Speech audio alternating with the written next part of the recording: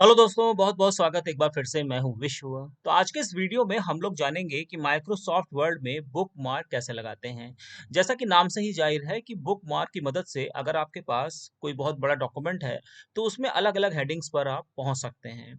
अब जैसा कि आप देख रहे हैं हमारे पास यहाँ पर 4-5 पेज का ये डॉक्यूमेंट है। अब यहाँ पर अलग-अलग हेडिंग्स पर हम बुकमार्क लगाएँगे।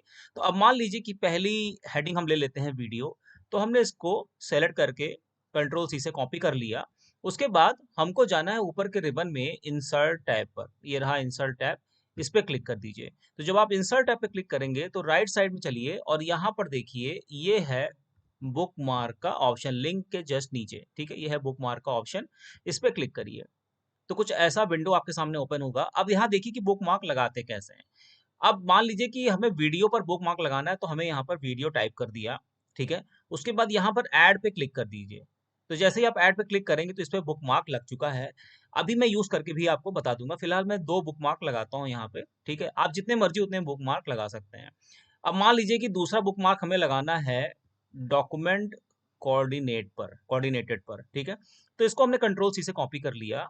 उसके बाद फिर से उसी तरीके से हम इंसर्ट टैब पे जाएँगे और उसके बाद यहाँ पर राइट साइड में चलिए और यहाँ पर ये देखिए बुकमार्क का ऑप्शन फिर से हमें मिलता है। इस पे क्लिक करिए और यहाँ पर हमें बुकमार्क सॉरी वीडियो की जगह इस बार टाइप करना है डॉक्यूमेंट कोऑर्डिनेटर। अब एक चीज़ ध्यान रखिए ये रखिएगा, यहाँ पर हमें 2 वर्ड्स के बीच में गैप नहीं देना है, यहाँ पर हमें अंडरस्कोर देना है, ठीक है? और स्पेस यहाँ पे मत दीजिएगा। डॉक्यूमेंट अंडरस्कोर कोऑर्डिनेटेड इस तरीके से आपको मतलब अगर आप यहाँ पे 2 वर्ड है तो इस तरीके से आपको अंडरस्कोर देना है, ठीक है? उसके बाद यहाँ से ऐड पे क्लिक कर दीजिए। अब दूसरा भी बुकमार्क लग चुका है। अब मान लीजिए कि मैं इस डॉक्यूमेंट को क्लोज़ कर दूँ, ठीक है? यहाँ से हमने इसको सेव पे क्लिक किया और इसको क्लोज़ कर दिया।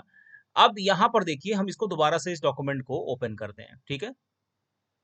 अब देखिए हमको अगर बुकमार्क पे जाना है तो हमें फिर से उसी तरीके से इंसर्ट टैब पे जाना है और यहाँ से बुकमार्क का ऑप्शन आपको मिलता है। इस पे क्लिक करिए और अब देखिए यहाँ पर आप कैसे जाएँगे। अगर मान लीजिए कि हमें डायरेक्ट वीडियो पे जाना है तो हमने वीडियो सेलेक्ट किया और उसके बाद गो टू पे क्लिक करिए तो आप यहाँ पर वीडियो पे देखिए पहुँच गए।